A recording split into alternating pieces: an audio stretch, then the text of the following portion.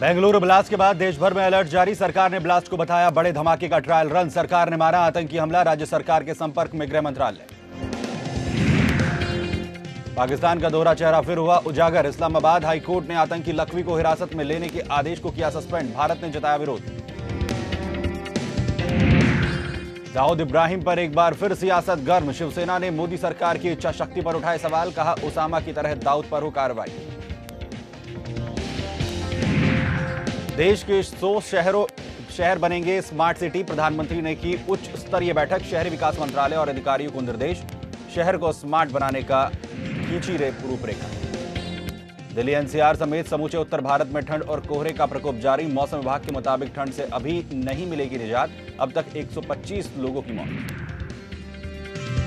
और फिल्म पीके के खिलाफ देश भर में विरोध प्रदर्शन जारी। फिल्म को बैन करने की मांग हुई तेज। इसी कड़ी में सुदर्शन न्यूज में आज रात 8 बजे देखें पीके के आमिर पर कवियों का वार।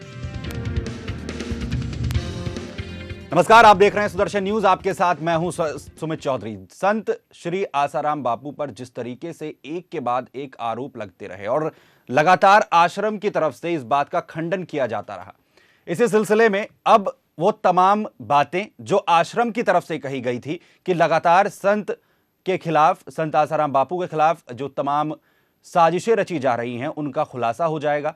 अब वही सिलसिला शुरू हो चुका है। एक के बाद एक जो आरोप लगातार लग रहे थे, उन तमाम आरोपों का खंडन होना शुरू हो गया है। खुद वो लड़की जिसने ये आरोप लगाया था वो अपना बयान बदलना चाहती है, लेकिन उस पर यह दबाव बनाया गया कि वो लापता है। इस तरीके की तमाम चीजें कोर्ट में पेश की गई और अब उस लड़की ने खुद ये कहा है कि वो अपना बयान देना चाहती है, बदलना चाहती है। एक रिपोर्ट दिखाते हैं और बताते हैं क्या कुछ हो रहा है इस पूरे मामले में।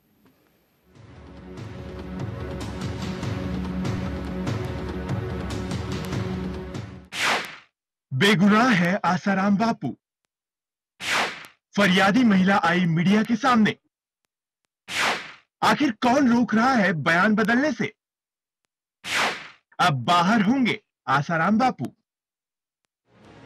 आसाराम बापू पर यौन शोषण का आरोप लगाने वाली महिला के गुम होने की चर्चा मीडिया में हो रही थी, तो वही महिला ने अचानक पुलिस स्टेशन में हाजिर होकर इन खबरों को गलत बताया है। ये केस के रिलेटेड मुझे मजिस्ट्रेट के सामने जो कुछ विशेष निवेदन देना है, उसी हिसाब से मैं अहमदाबाद अपने वकील की सलाह लेने और जो भी लीगल प्रोसेस है इसकी, उस बीच में ही मैं अहमदाबाद में ही थी और मेरा कोई मिसिंग नहीं हुआ है। अभी जो आप लगातार टीवी में देख रहे थे कि साधिका का मिसिंग हो गया और उन पे कुछ विशेष दबाव है, प्रेशर है, ऐसी सब बात बाहर आ रही है, लेकिन ऐसी कोई बात नहीं है। मेरे पे कोई दबाव नहीं है, किसी का कोई प्रेशर नहीं है। तो सुना आपने कैसे पुलिसिया विभाग लगातार संत आसाराम बापू के पूरे केस को एक अलग दिशा में ले जाना चाहता है। एक तरफ आरोप लगाने वाली महिला लगातार पुलिस के सामने अपने बयान को बदलने की मांग कर रही है, तो दूसरी तरफ पुलिस ने महिला को मिसिंग तक बता डाला, जिसके बाद से पूरी मीडिया में महिला के गुम होने की खबर आग की तरह फैल गई। यकीन नहीं आता तो चलिए उस फरियादी महिला से सुन लेते हैं कि उसने अपने बयान में क्या कहा। मेरा जो जहाँ पर केस चल रहा है अहमदाबाद, तो उस पुलिस को तो इन्फॉर्मेशन थी। मैंने उस यहाँ से जाने से पहले 2 दिन पहले ही उनको इन्फॉर्मेशन दे दी थी कि मुझे मजिस्ट्रेट के सामने अहमदाबाद में गांधीनगर कोर्ट में मुझे कुछ बयान देना है, तो आप मुझे तारीख दिलवाए। लेकिन उन्होंने मना कर दिया कि ऐसा कोई आप बयान नहीं दे सकती, जो है वो ही रहेगा। तो फिर मुझे मजबूरन कोर्ट में जाना पड़ा और वकील के थ्रू ये लीगल प्रोसेस अभी चल रही है। अब मैं अहमदाबाद में कोर्ट में मेरी साइन से वो कागज चल रहे हैं, मेरा फोटो लग रहा है, मेरा लॉयर बोल रहा है कि वो है यहाँ पर। जैसे ही मजिस्ट्रेट ऑर्डर देंगे कि वो बयान दे सकते, तो मैं तुरंत सामने आ जाती। लेकिन इन लोगों ने क्यों ये मिसिंग की फरियाद दाखिल की, वो मुझे नहीं पता। सुना आपने कि किस तरह मीडिया ने फरियादी महिला को मिसिंग करार दे दिया। इतना ही नहीं, मीडिया में ये भी खबर चली कि आसाराम बापू के भक्तों ने फरियादी महिला को अगवा कर लिया है, लेकिन खुद इन सभी खबरों का महिला ने मीडिया के सामने ही खंडन कर दिया। Bureau report, Sudarshan news.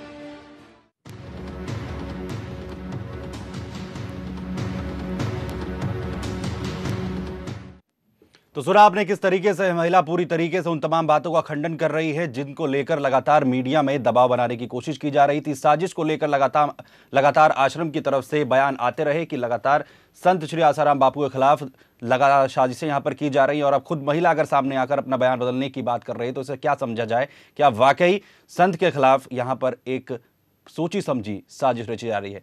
जहां जानकारी का सीधा रुख करते हैं, मेरे सहयोगी गौरव मेरे साथ जुड़े हुए हैं। गौरव, क्या मान लिया जाए, अब ये वही बात है कि जिसका लगातार आश्रम की तरफ से कहा जा रहा था, और महिला का अगर इस तरीके से सामने आना और अपने बयान को लेकर कहना कि वो अपना बयान बदलना चाहती थी, उसके बावजूद जो है पुलिस ने उसे अपने बयान नहीं बदलने दिए, क्या माना जाए इसे?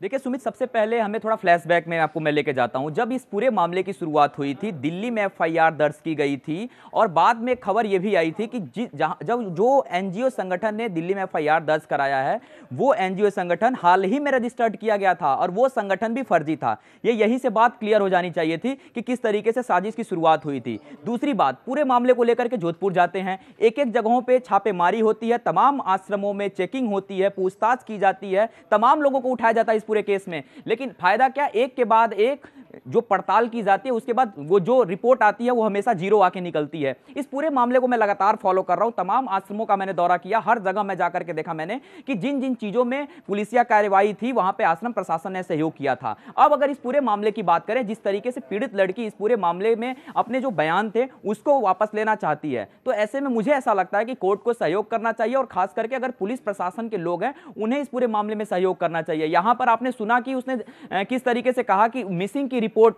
एक तरीके से चल रही थी, तमाम मीडिया चला रहे थे कि जो मेन जो लड़की है वही गायब है। ऐसे में केस किस तरीके से आगे बढ़ता, तमाम इस तरीके की बातें निकल के सामने आ रही थी। लेकिन अब जिस तरीके से ये बयान सामने आया है, मैं आपको बता दूं, हम ज्यादा पुराना नहीं बल्कि 1-2 से 2 दिनों पुराना ये बयान दिखा रहे हैं। इस लड़की ने कई मीडिया पर्सन के सामने ये बयान दिया कि वो अब कहीं ना कहीं अपने बयान को वापस लेना चाहती है। यहाँ पर जो ये स्टेटमेंट भी लड़की ने दिया है कि वो अपना बयान बदलना चाहती थी, लेकिन पुलिस ने उससे इनकार कर दिया कि आप इस तरीके का कोई भी काम नहीं कर सकते हैं। क्या इस तरीके का कोई भी रूल या रेगुलेशन नहीं है कि बयान बदला जा सके? देखिए, निश्चित रूप से कानून में, भारतीय संविधान के अंदर कई ऐसी चीजें दी गई हैं और खास करके अगर हम अपने संविधान की बात करें, हमारे संविधान के अंदर कई आजादी दी गई है। अगर आपने बयान दर्ज करा दिया गया है तो मैं आपको फंडामेंटल राइट आर्टिकल 7 का बता रहा हूं, उसके तहत आप अपने बयान को फिर से एक तरीके से जाकर के कोर्ट में पेश होकर के दे सकते हैं कि आपसे गलतियां हुई या आपने पहले गलत बयान दिया था, ये राइट है। लेकिन यहां पर मुझे ऐसा लगता है कि कोर्ट इस राइट का भी इस्तेमाल करने से बैकफुट पर आके खड़ी हो रही है। इस पूरे मामले अगर मैं पुलिस प्रशासन की बात करूं, जिस तरीके से पुलिस प्रशासन, खास करके सूरत पुलिस की बात करूं, सूरत पुलिस ने कोई हद नहीं छोड़ी है, जगह जगह पर उन्होंने तथ्यों को इकट्ठा किया है। पीड़ित लड़की जो अब सामने आ रही है, ये वही लड़की है जिसने तमाम आश्रमों की सघन चेकिंग तक करा दी थी और एक एक करके तमाम आश्रमों में पुलिस जाकर के एक सबूतों को उन्होंने जाकर के उठाया था। मुझे ऐसा लगता है कि ये पूरे मामले के जो साजिशकर्ता थे, एक के बाद एक तमाम साजिशकर्ता बैकफुट पर आते गए हैं। हमने तमाम साजिशकर्ताओं को भी फ्लैशबैक में जाके आपको बताना चाहूंगा, हमने दिखाया था। सबसे पहले हमने एक भोलानंद नामक शख्स की बात की थी। ये वही भोलानंद था जिसको पुलिस ने अरेस्ट किया। उसके बाद भोलानंद ने भी अपना बयान दिया था कि किस तरीके से वो एक बिक चुका था और उसने बिकने के बाद से तमाम बयान दिए थे। उसके बाद से जो वैद हैं, बापू के वैद पुराने रहे आश्रम में, उन्होंने एक के बाद एक अपनी बातें कही थी। क्या अब ये लोग सामने नहीं आ सकते हैं? पहले ये लोग डिबेट में आकर के इस बात को एक्सेप्ट करते थे कि हाँ, ये लड़की के ऊपर इस तरीके के हुए। अब लड़की इन बातों का जिक्र कर रही है, अब ऐसे में कोई बयान नहीं आ रहा है। आखिर तमाम जो साजिश करता थे, जो पहले आकर के मीडिया में ये बयान देते थे, अब कहां वो चले गए, सवाल ये भी उठता है। दूसरा सवाल ये भी उठता है जी गौरव, क्या जिस तरीके से यहाँ पर स्टेटमेंट चेंज करने की बात कही गई है, जो ये लड़की खुद कह रही है, तो क्या माना जाए, इससे अब कुछ राहत मिल सकती है संत आसाराम बापू को?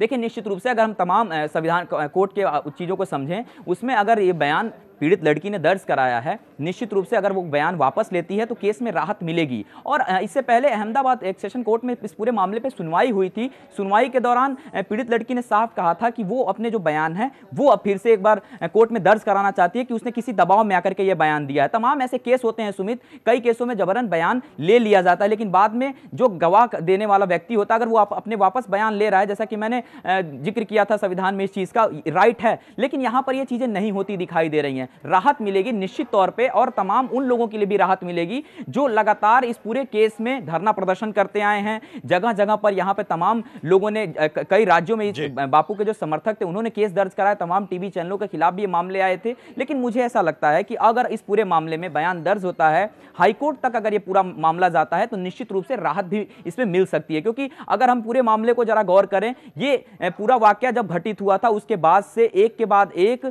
ऐसे ऐसे सुराग निकले थे और ऐसे ऐसे गवाह सामने आए थे जिन गवाहों के आधार पर हम कह सकते थे कि अब यहां से बचना मुश्किल था, क्योंकि एक के बाद एक तमाम गवाह आए थे। खुद आश्रम प्रशासन से जुड़े वो लोग आते थे जिनका आश्रम से 4-4 साल 10-10 साल पुराना नाता टूट गया था, वो लोग आके बयान देते थे, वो लोग आकर के अपना पक्ष रखते थे। लेकिन जब से इस तरीके का बयान सामने आया, मुझे ऐसा लगता है कि अब वो लोग अपना पक्ष रखना भूल गए हैं, या फिर ये पूरी साजिश का एक हिस्सा था सुमित, जहां तक मुझे ऐसा लगता है। अब ये चीजें अपने आप साफ होती नजर आ रही हैं, धीरे धीरे चीजें और भी ज्यादा साफ हो रही हैं। लेकिन जिस तरीके से बयान सामने आ रहा है गौरव, आपने इसकी पड़ताल करने की कोशिश की, आखिर ये महिला अब किस तरीके का बयान देना चाहती है?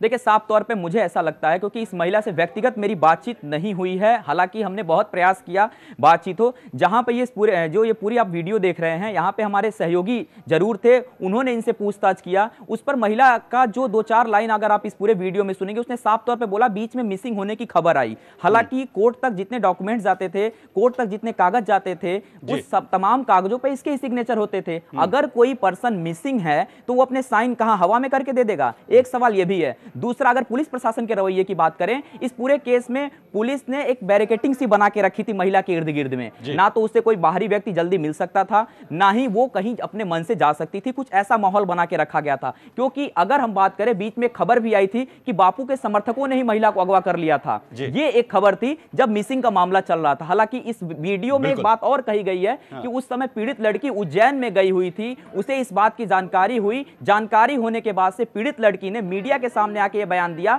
कि मिसिंग होने की जो खबरें चल रही हैं वो सरासर गलत है। और मुझे ऐसा लगता है कि अगर इस तरीके का बयान पीड़ित लड़की की तरफ से सामने आता है तो कोर्ट को जल्द से जल्द इन चीजों को समझना चाहिए, इस पर कार्रवाई कहीं ना कहीं होनी चाहिए। और सवाल यहां पर जरूर खड़े होते हैं कि आखिर लड़की को लापता क्यों बताया गया, बयान क्यों नहीं बदला गया, आखिर ये क्या पूरी साजिश है? जिस तरीके से लगातार आश्रम की तरफ से कहा जाता रहा है कि संत श्री आसाराम बापू के खिलाफ लगातार साजिश की जा रही है। बहुत बहुत शुक्रिया गौरव इस तमाम जानकारी के लिए। इसी के साथ फिलहाल एक ब्रेक ले रहे हैं, तुरंत लौटते हैं।